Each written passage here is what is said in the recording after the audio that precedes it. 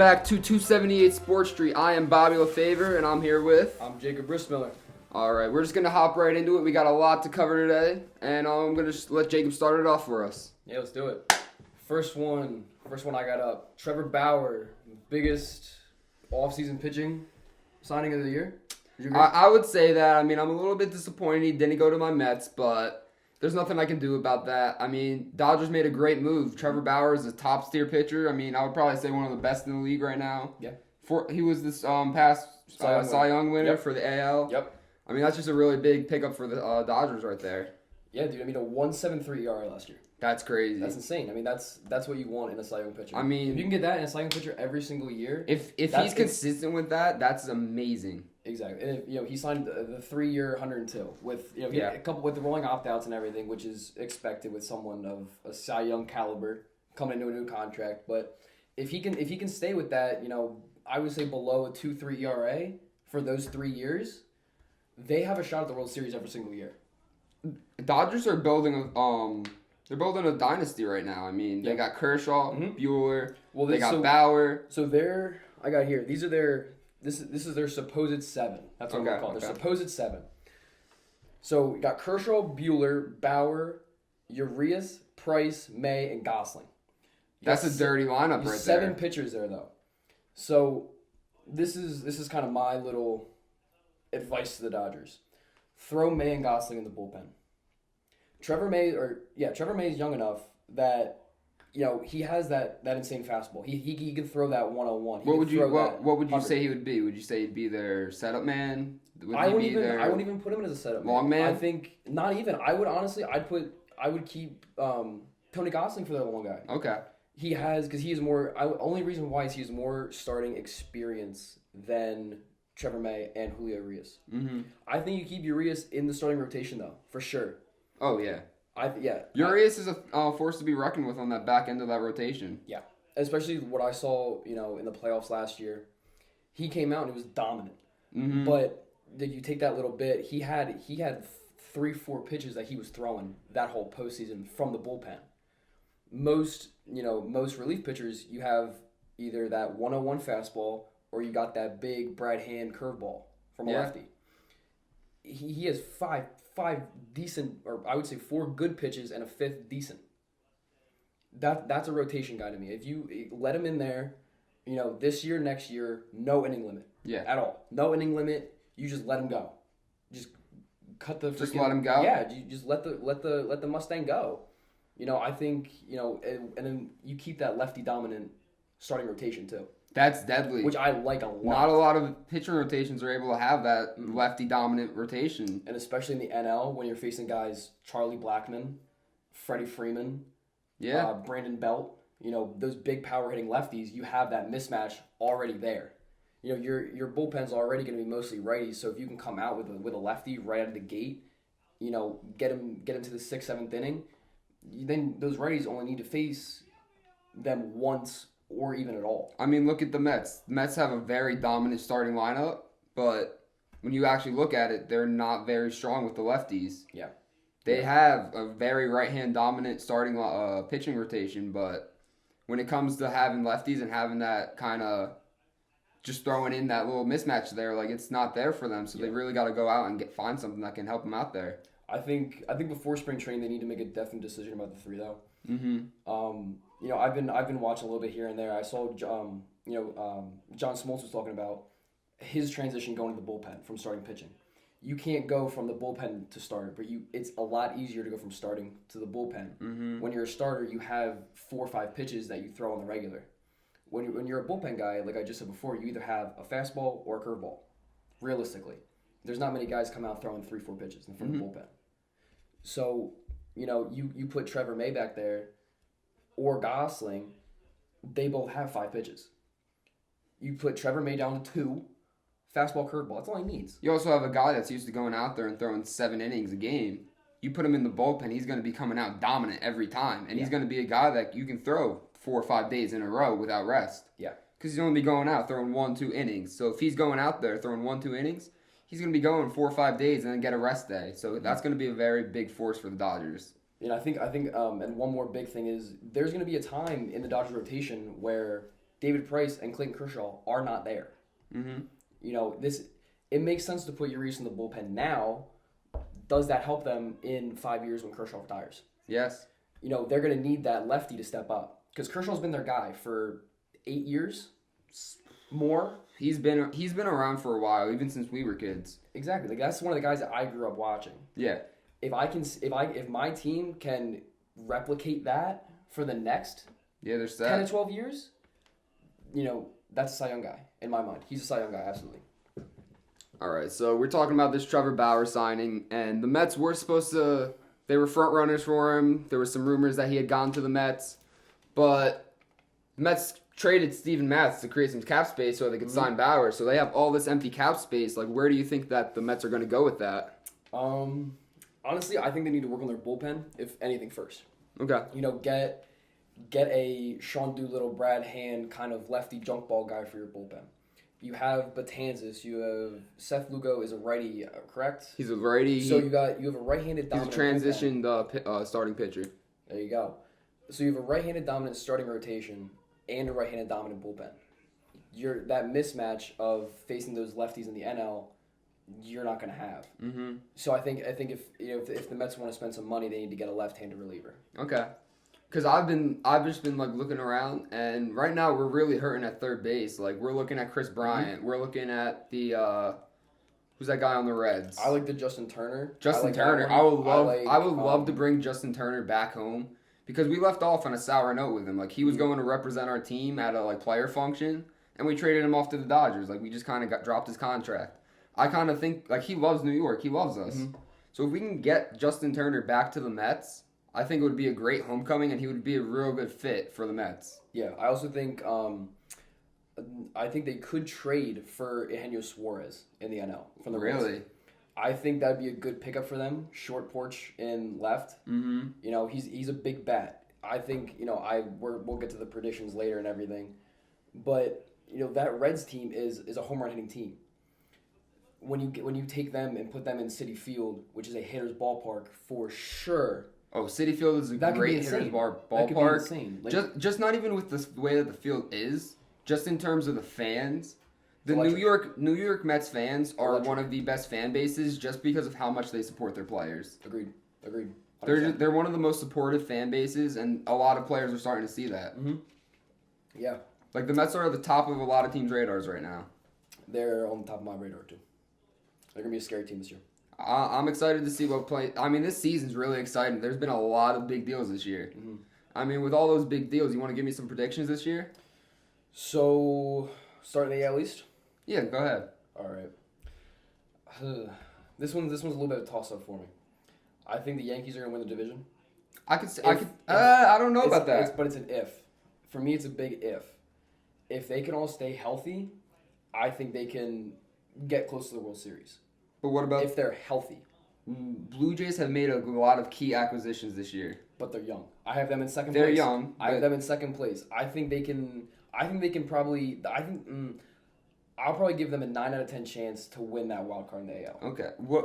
Then they face the Yankees. You don't think that getting George Springer is going to help their chances at all? Like he's a big bat to be getting. It'll help. I mean, I think they finished third last year. Okay. But it's just it's an addition. George Springer's not going to win you the World Series. You don't think he's going to be a role player for them? He'll be a very important part, but George Springer's not going to win you a World Series. All right, so you're saying Blue Jays still have some big name to get. Not even a big name, just a key player to get. I would say key starting pitching. Okay. You have Ryu and you have Nate Pearson. I think Nate Pearson is one of the best starting pitchers, or best young starting pitchers right now. By a mile. He can throw 102 whenever he wants. Mm-hmm. I look for that in starting pitching. You can go fastball and you can drop a major curveball. Yeah. Come back with a sinker, and then throw a slider. That's those 4 pitches are disgusting to me. He's a very big force to be reckoned with. Mm-hmm. Yeah. So I definitely have them going second. Blue Jays are definitely gonna end up second in my mind. Then we'll go to the Central. Who you got winning the Central? Central, I'm thinking White Sox. They may have a lot of young talent, but they're very good. Yeah, I agree with that, 100%. They got that starting pitching rotation. They have a lot of young bats in that lineup. They got Tim Anderson. They got Jose Abreu, Luis Robert. They got a lot of good players in that lineup right now, and I think they're going to be a very fun team to watch. And they have a good farm system. Do they? I'm not going to say great. They got a couple young guys that are coming up that can hit the ball really well. Do you think that's going to be within the next year or two, or do you think that's going to be a little bit more down the line? I think Wow, that's actually a good question. Because that's the biggest problem with farm systems. Yeah. Like, you have these guys that are real good and they look real good on paper, but then when you actually come to getting them into the MLB, like they're not going to be producing yet. Like, they need a couple years to like kind of mature and understand the game. Like, you're not going to get a Fernando Tatis Jr. You're not going to get they're 1 in a million type. Yeah, you're not going to get this guy that comes up and produces right away. So like, having a good farm system is great and all, but I don't know if that shows that you're going to have success in the future. I think now that you actually bring up the farm system a lot more, I think you could use that and get another starting pitcher. Yes. And then that could, I think the White Sox have the bats and they have the bullpen. You have Giolito as your number one. If you can get a solid like 2-3 guy for 2 or 3 prospects, I think that excels them into at least the ALCS. You think? Absolutely. Okay. What about for the NL East? That's a big division this year. I got the Mets. Or not the Mets. You're a Mets fan. Can't root for the Mets. No. I got the Braves. I think their power-speed combo is something that is unmatched. Braves are just a good team all around right now. They got the fielding, they got the hitting, they got the bullpen, they got the pitching. Mm-hmm. You have Acuna, you have Ozzie Albies, Travis d'Arnaud. You have these guys, that if there's a ball in the gap, you're thinking 3 out of the box. Mm-hmm. That's a scary lineup. They just got a lot of key pieces that have just kind of melted together over the past, like, I'd say 5 years. And that's why I think they can win the East, because all the pieces fit. Yeah. No one's really new. You had a couple guys have a breakout year last year, like d'Arnaud, but d'Arnaud. He's a former Met. I gotta give him some credit. Oh, sorry about that. I hate disrespecting the Mets. But you have these guys that are having breakout years, and I think that's really going to help them, especially with a team like the Mets that's up and coming with their pitching staff. Definitely helps them with taking the East. I think that the NL East is going to be a real fun division to watch this year. I mean, you got the Braves. Yep. They're set. Mm-hmm. You got the Mets who have had a lot of key acquisitions this offseason. Mm-hmm. You have the Phillies who just signed JT Realmuto. They got all these guys that are like kind of fitting together. Phillies really bumped up their bullpen this offseason. I was honestly impressed because I thought going into the offseason, Phillies don't usually make a lot of big moves like that. They got Ken Giles like 2 years ago for a 1-year deal. Like they make these little accusations, and I think they hit it out of the park this year with all the bullpen picks. And then you got the Nationals. I mean, Nationals are always a key contender in that division. They're streaky. They won the World Series in this past season. I mean, what'd they do? Nothing. Yeah. And then the Marlins are kind of always off and on. Like they'll have a win here or there. The Marlins are not relevant, I would say, for at least another 10 years. Yeah, they're a little bit of a shaky team. They have been for years. Like they'll have their one breakout year here and there, but for the most part, they're kind of they need a leader. That's all it is. Yeah, and I think them re-signing Starling Marte is the first step in the right direction. Derek Jeter is leading the helm there still. I think he knows what he's doing. You think so?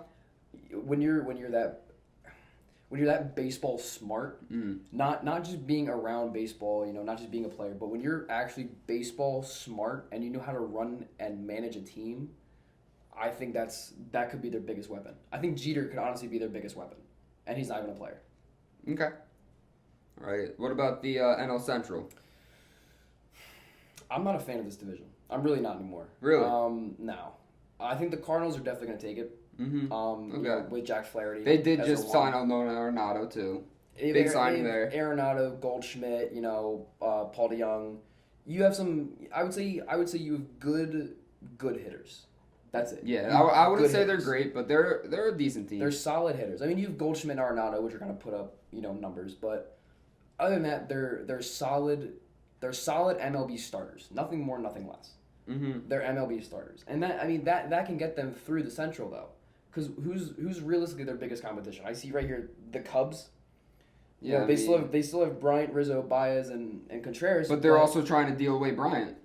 And that's the thing. Once that core is out, the Cubs go to the bottom. They're trying to go through this rebuilding phase like they always do. Like they always just try to like rebuild after they have all these key players. Now like they're just gonna go back to the bottom of the totem pole. If they took that World Series team and just obviously Lester went, David Ross went, like just older guys like that. But if you take those old guys out on those smaller 1-year deals, you give that to a couple prospects, you build them up. Yeah.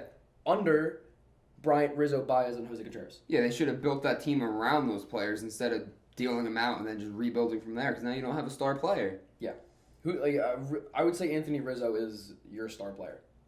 I would say Rizzo is their franchise player. Like he showed, like when they won that World Series, he showed the most heart. He was on the field, like he was just so focused on the game. Yep. So he just shows that star mentality. And also, I think in the Brewers and the Reds, that's why I'm not a fan of this division. It can really be a shakeup, Mm-hmm. If the Reds just decide to hit the ball all year, they could go to the World Series. If we're being honest, they have that ability. Baseball's such a sport where like you go through your streaks. Like no one's gonna hit the ball amazing every single game, 162 games. That's impossible to ask. Yeah. If they can do it 70% of the time though, that's a playoff team. That's a playoff team. I wouldn't say World Series team though. But and again with the Brewers, I think if Yelich can stay healthy, I'm not even sure when he's coming back for sure yet. But they have Devin Williams. Yeah. That amazing relief pitcher. Got that nasty changeup. Is Josh Hader still there though? Yes. So they have Williams kind of on the back burner, not back burners, but they have him kind of training under this like established closer, Josh Hader. So I feel like Brewers in the next couple of years are going to start adding key pieces to that team to start making them like a actual contender. Yeah. And then the Pirates, they're not going to. I mean, Pirates, yeah. Yeah, they got Josh Bell. And then we got the NL West, which I'm very excited to watch this year. My favorite. This is going to be the best division. I think this will be the best division. I would say one of the best, not the best. This is why I'm going to say it's going to be the best. I think this is going to be my freezing cold take of the day. I think there could be 2 100-win teams in the West. In the Dodgers and Padres? Yes. I do like the Padres a lot this year. The Dodgers, I think, can already start hoisting up the trophy. I think they kind of wow. I think bold prediction, buddy. I think with Bauer, that's bold. It's very bold, but I think with Bauer that you don't have that question mark in your rotation anymore. Yes. Because they had that one question mark every 4th day. They get that loss. 3 on, 1 off, 3 on, 1 off. Now you have 5 guys who are going to back you up no matter what. Yeah. And the bullpen is still there. If they're looking at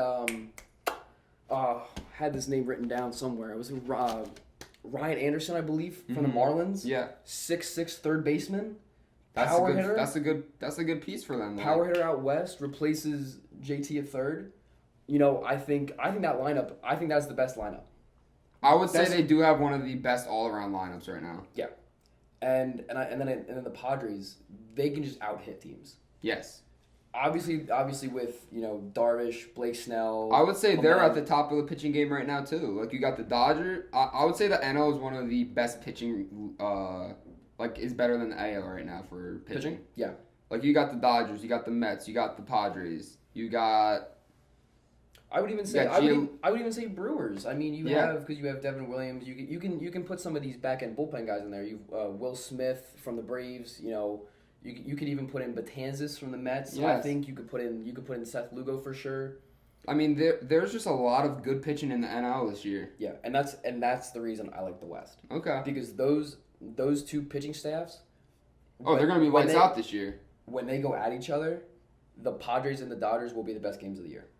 I mean, you showed me that opening day lineup. I'm excited to watch those games. I am very excited. There's some very big games coming up, and I'm excited to watch. I'm excited. I'm just excited for this season, dude. The season's going to be absolutely fantastic. I just can't wait. It's gonna be awesome. Like I'm ecstatic just thinking about this season.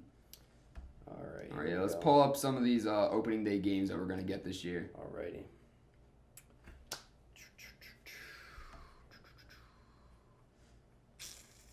Well, you want me to pull up the Jeopardy music right now? Like, Oh, I might. You might have to. you're Dude. taking a little bit here, buddy. Yeah, I know. I might have to go on Instagram to find this again. Holy moly.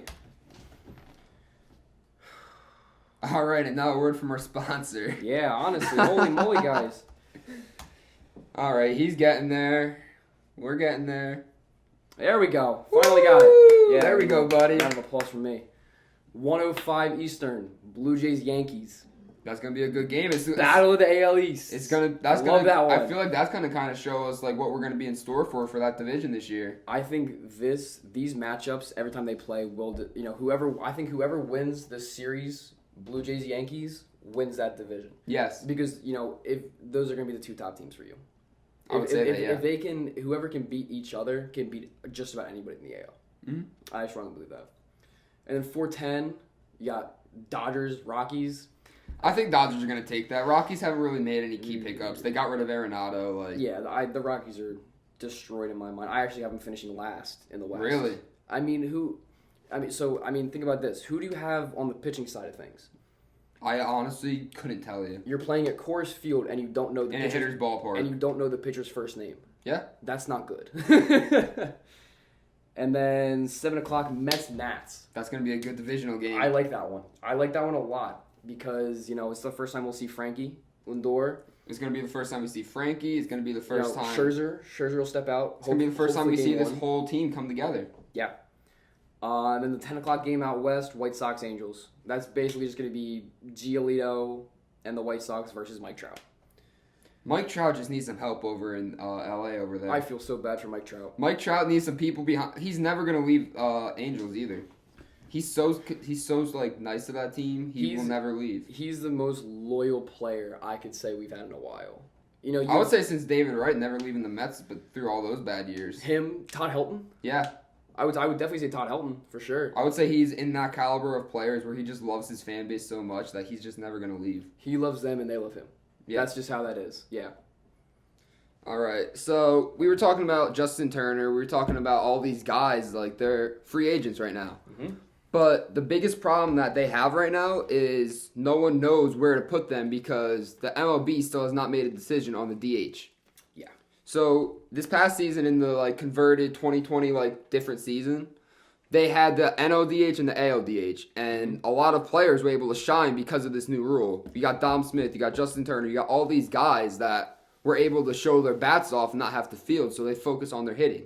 So this upcoming season, they still have not made a decision whether they're going to keep the DH or they're going to get rid of it, and it's kind of left a lot of these guys out in limbo. Mm-hmm. Like Justin Turner has not signed a deal yet, and we're coming up on spring training within a month. So, what do you think this is going to do for, these players that haven't signed yet? Because MLB has to make a decision. Yeah. Spring training, I think, is about 2.5 weeks away. Yeah. The official start date, I think, is about 2.5 weeks. If, you have guys, Justin Turner, I'll say one that I like, Edwin Encarnacion. You got Nelson Cruz. Nelson Cruz still. He just resigned with the. Nelson Cruz resigned. Yeah. He resigned. Okay. Even I have a guy here, Didi Gregorius. Yeah. You have guys like this who, don't play the field much. You have Didi and JT. They have their fair share of fielding moments, but you have guys that shine primarily in the batter's box. I heard talks about Justin Turner going to the Brewers for a while and filling that DH spot. I think that, the MLB just needs to make up their mind. They have to make up because they have to make starting this to mess decision. with players' contracts, where they're going. This isn't just for fans going, oh, our pitcher's hitting this year. This is guys' livelihoods. Exactly. They don't know where they're going. They don't know if they can even play. Yeah, because teams are waiting to sign these guys, not because they don't want to sign them and then have defensive liability or have an excess. Exactly, because then they have to get rid of guys. You sign Justin Turner, and you have let's say Universal DH Cardinals pick him up. Let's just devil's advocate. Now you have an excess at third.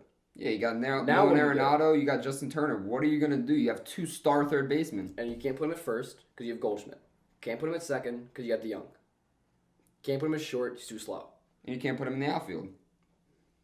They need to make this decision so people can figure out what they're gonna do. Yeah, and I think primarily teams like the Mets, the Phillies, teams that need that one extra bat that'll just get them over. That's who these teams are really. Mets have been talking to him. Like, they don't really have any set deal or anything. They can't come to a decision on that. Yeah. But I think the Mets are waiting on finding out what this DH ruling is to even make a decision on what they want to do with him. I would be too. If I was a GM right now, I would be emailing MLB every day. Yeah. Hey, what's going on? Why haven't you guys made a decision yet? MLB, come on now. You got to make a decision. Like, teams are waiting on your decision to make their decision on who they want to get. So they just you guys just got to come up with this. Yep. That's the bottom line right here. All right. So moving on from that, Jacob, what free agents right now are you thinking are at the top right now? Alrighty. I got 5 here that I really liked. One of them actually just got signed today. My number 2 just got signed today. Ken Giles signed with the Mariners on a 2-year. I don't like the move just because I don't think the Mariners are really there in the West. I think they can win the West, but also the West isn't very strong anymore. Verlander's not there, so the Astros aren't that good.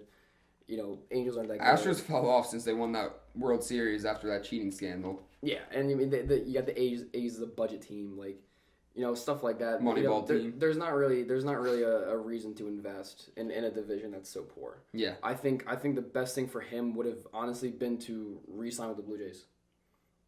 Okay. And be that, come back to the 2019 Hunter Miles Giles. He was crazy. He was crazy that season. It was fun to watch. When you have that, and you can kind of be that veteran bullpen guy, as all these guys are coming up, Pearson, I know they have a couple bullpen guys coming up. He could have been that veteran guy to kind of lead them and that whole young core. That's the thing. I don't think he's going to be a leader anymore. He's just going to kind of be that veteran guy that's going to go out there and give you some 7 quality innings, maybe 6 quality innings. Well, he'll hook him out of the bullpen. Oh, you think so? He's a closer. Yeah, he's a closer. He wouldn't start. He'll still give you some quality innings. Yeah, I mean, but he's just kind of, and that's the thing. I think he's just kind of existing in Seattle. He's not really playing ball. So that's true. Like, he's not going to go out of the bullpen save you a big game. Like, he's like, I mean, it's not like at least when Edwin Diaz was there, they had some hitters who they could put runs on the board. I mean, they have Kyle Seager, they have Kyle Lewis who had a breakout rookie year. But other than that, it's just kind of, Yeah. They're just So you're not really competing for anything. So if I was Giles, I'd go to a team, the Blue Jays, the Mets. I think would be a good fit. He would be a good fit for the Mets. The Phillies would be a good fit, and I think a team out west like the Diamondbacks could be a good fit too. All right. Somewhere where you can compete. Next one I got is Jake Odorizzi. Decent starting pitcher. I think he needs to. My 2 picks would either be go to the Phillies, be that 3 guy for him, or re-sign in Minnesota. I think the Twins should. I think the Twins should re-sign him. Yeah, they're building that team up a little bit right now, and I think that would be a good fit for him. Yeah, when you have a lineup that's going to go out there and put 10 runs on the board every single day, that's you can kind of slack with your pitching a little bit. But Odorizzi, you can put him as a 2 spot in your rotation. Mm-hmm. But then day 1, 2, instead of giving up 8 runs and having to score 10, you only got to score 3. Exactly, and that's really good for their offense. I think that would help their offense a lot. Kind of give them a little day off. Third one I got, Didi Gregorius. I think he should definitely re-sign with the Phillies. Definitely. He was a real good fit in the Phillies lineup. He filled that little missing void they needed in the infield. Yeah. He's older, so he knows, he can be He's that veteran player captain. for them, yeah. He had Tommy John in 2019, came back, hit .488 slugging percentage. His first year back. That's crazy. I know he has I believe some kidney disease, so COVID really? COVID kind of played a factor. Okay. I think, because when you're hitting and you're wearing a mask, it's not comfortable. Yeah. So I think once everything's back to normal, I think Didi can kind of, get back to his He still needs that bounce back year. Yeah, I do agree with that.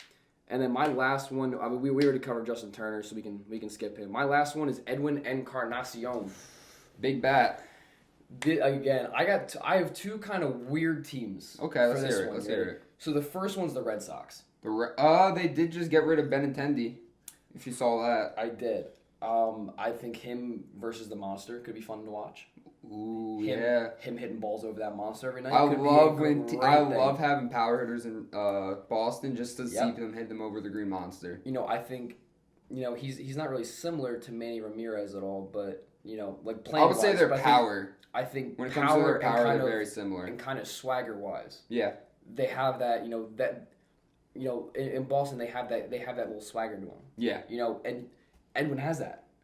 He hits a He bomb. does have that swagger. He hits a home run. He's not just gonna, place his bat down, jog around the bases. No, he's gonna stand there, watch it for 10 seconds. He was on that. Throw his bat in the air. He was air. on that postseason Blue Jays team where they were hitting bombs all the time and just bat flipping them like Jose Bautista. You watch it and you throw the bat as high as you can. That's how. I love the bat flip. It's awesome. But that's how Manny was. That's how Ortiz was.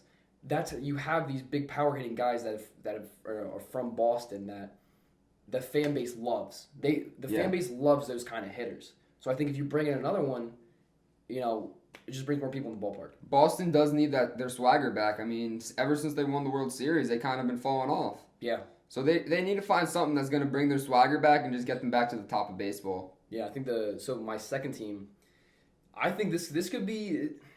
This one was a little interesting to me. I did a little research on it, and I came to this one. The Texas Rangers. The Rangers. So think about this. Your 3, 4, 5 hitters would be... It'd be Chris Davis. Okay. Joey Gallo. Okay. And then Edwin. In that new Globe Life Stadium. In that new Globe Life. That would be a dangerous top 3 right there.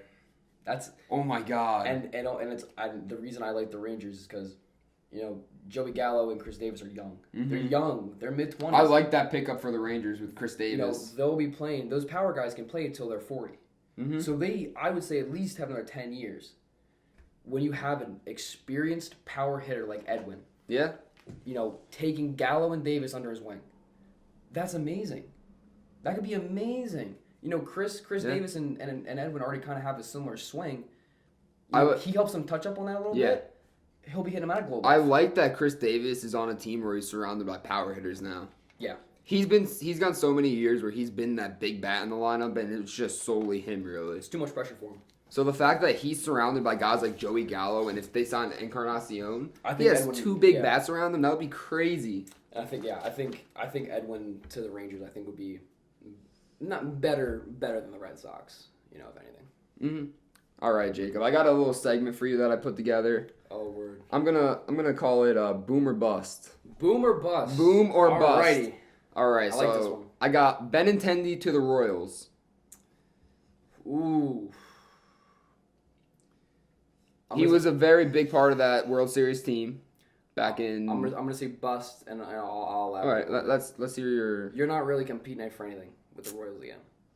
Alex Gordon just left. I think he's just kind of filling the role of Alex Gordon. Mm-hmm. That's really it. He was never a guy that was going out smacking 40 homers. Wasn't a kind of guy that's getting a Gold Glove every year. You kind of get a little bit of defense with him, but you're gonna get more of a bat. He's a good role player for a team that's gonna. So what I think they should do is the Royals should probably go out, find a key player, and then have Benintendi be kind of like a support player for him. Outfield DH. Just put him at DH. Yeah. I think if they use him right, it could be a boom. Okay. But, if they're trying to fully replace Alex Gordon in the outfield, bust. Okay. All right, now I got Jonathan Villar to the Mets. Jonathan Villar to the Mets. Ooh. Bust. They don't need him. It's a good veteran to have, though. He's good to have, but they don't need him. If you're looking for a switch hitting shortstop, you already have Frankie. Oh, you're right. He's already a veteran. I would say he's a good guy to have off the bench, though. Who do you have coming off the bench already for the Mets? I mean, for the Mets right now, we got J.D. Davis. We got Dom Smith some nights. All right, here you go. This is your bench as of right now. VR, Luis Gilmore. I don't know any of these names. You did get Albert Almora. Albert Almora was Thomas a big signing. And Melky Cabrera. So you already have the switch hitter in Melky. You have your righty in Nito. You have a big righty in Jose Martinez coming from the Mariners. Mm-hmm. And then, where was the other one? I believe Luis Gilmore's lefty. And he plays second too. So you already have, you have 2 second basemen and a shortstop already on your bench. Okay. For your 40-man. I just don't see the need. All right. Now I got one for you. Bauer to the Dodgers. I think you can already you already know what my answer is. 100% boom. That's a boom. I think that wins them the World Series. Genuinely. It has the potential to, depending on how the season plays out. Potential. Because Dodgers are known for, in the playoffs, choking. Mm-hmm. Yeah. Yeah. In the playoffs, they just turn off sometimes. Yeah, especially Clayton Kershaw. Yeah. Not a fan of him in the playoffs. Yeah. All right, and now we got Ken Giles to the Mariners, which we talked about earlier. I think it's a bust for him. He's not competing for anything out there. All right, and then lastly, I have a nice veteran bat for the Twins. Twins re-signed Nelson Cruz. I love it. Boom. Boomstick Nelly.